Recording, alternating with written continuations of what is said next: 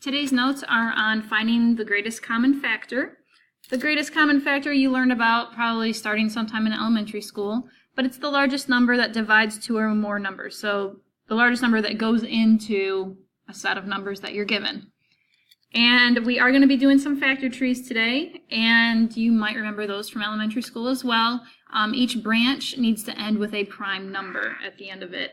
And if you don't have those prime numbers written down from your bell ringer, you might want to write them down at the top of your paper. Okay, let's do a few examples.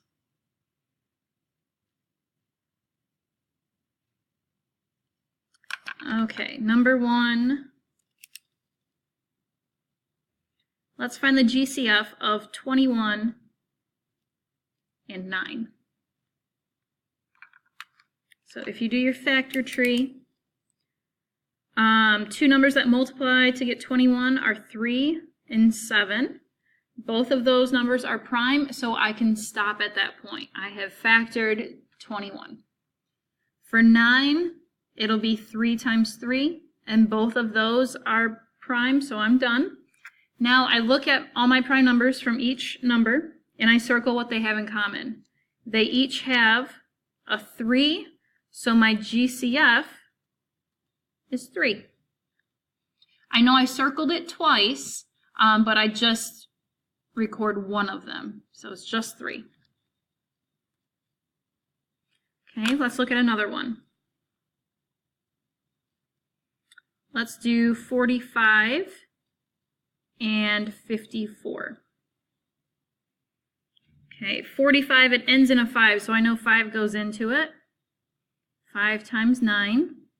5's prime, 9 is not, so I keep going. 9 is 3 times 3. Those are prime, so I'm done.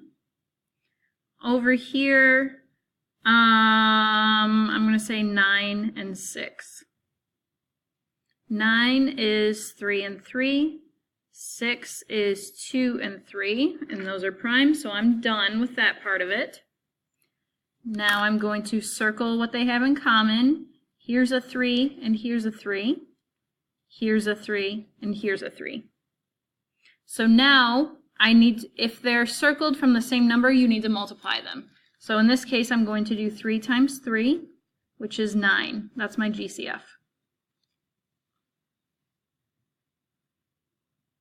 Okay, let's do one more where it's just numbers. After this, I'm going to throw in a few variables with it.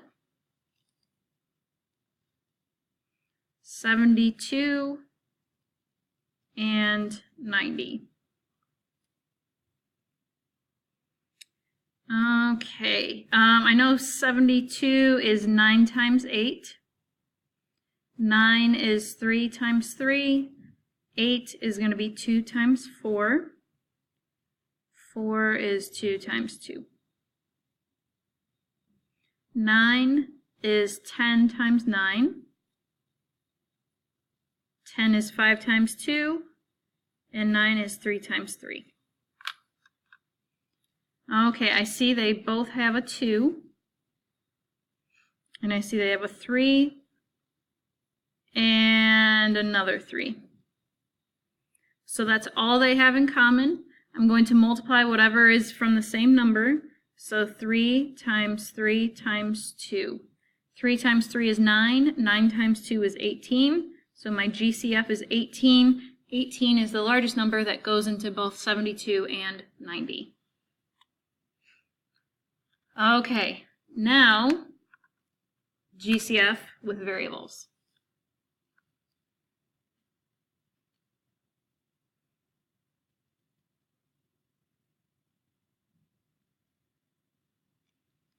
Okay, step 1 for this is to find the GCF of the coefficients.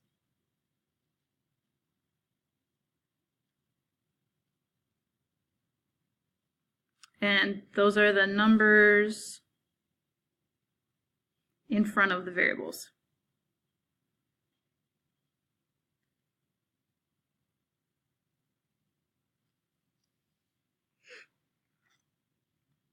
Step 2, if all coefficients have the same variable.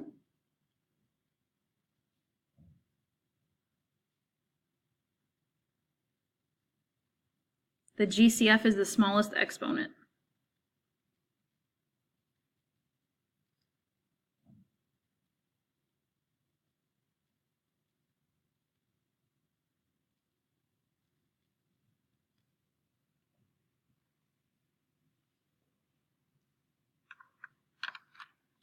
Okay, let's look at a few examples.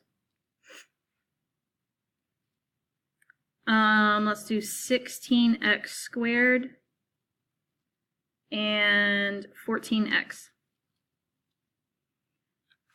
Okay, so if you don't know the GCF of 16 and 14, you can do the factor trees. So 16 is 4 times 4, which is 2 times 2 and 2 times 2. 14 is just 2 times 7. Okay, circle what they have in common. They each have a 2 in common. So that's part of the GCF. The other part is looking at the variables. So they each have x as their main variable. So I know x is going to be part of the GCF. Now this one has an imaginary 1 right there as its exponent. Whichever one's the lowest, that's the one that's part of the GCF. So I have a 2 and a 1, so this is the GCF, just the x. If it helps you, you can put a 1 as the exponent for now, but that's all they have in common. And if you are having a hard time imagining this, so x squared is really x times x.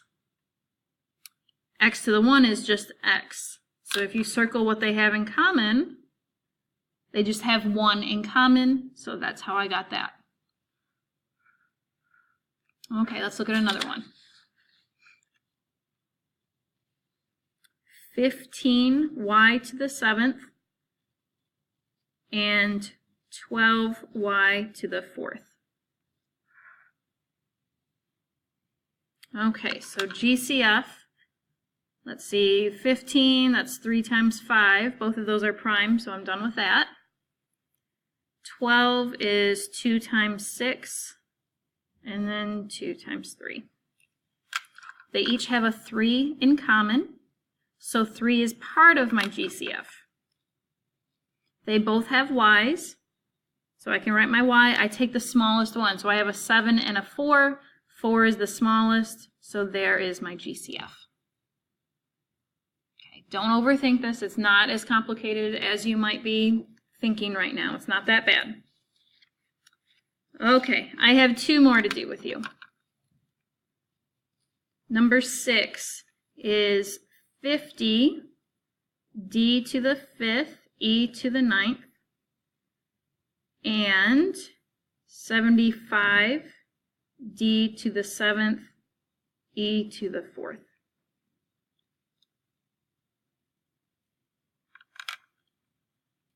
Okay, for this one, 50 I know is 2 times 25, and then 25 is 5 times 5. Over here, this is going to be 3 times 25, which is 5 times 5. So circle what they have in common. They each have 2 5s in common. So 5 times 5 is 25. They both have d's. The smaller one is to the 5th, so d to the 5th. They both have e's. The smaller one is e to the 4th. There is my GCF.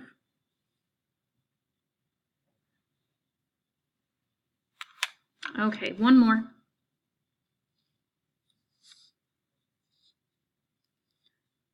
$48 a to the 5th c squared, 24 a squared b, and 12 a b squared c to the 5th.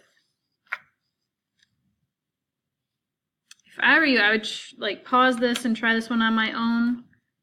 It's not that bad. Okay, let's do the GCF. So 48, that's going to be 2 times 24,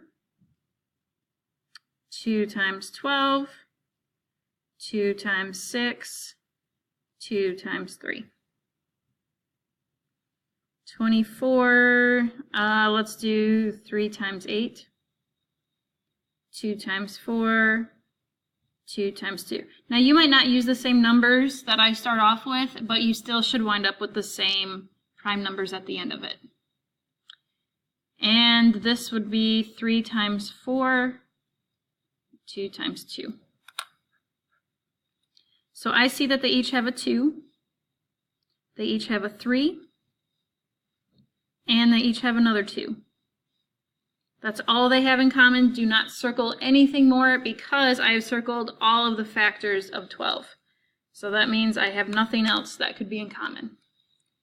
So 2 times 2 times 3, let's see, 4 times 3 is 12. Let's see, do they all have A's? Yes. The smallest one is this one, so just A.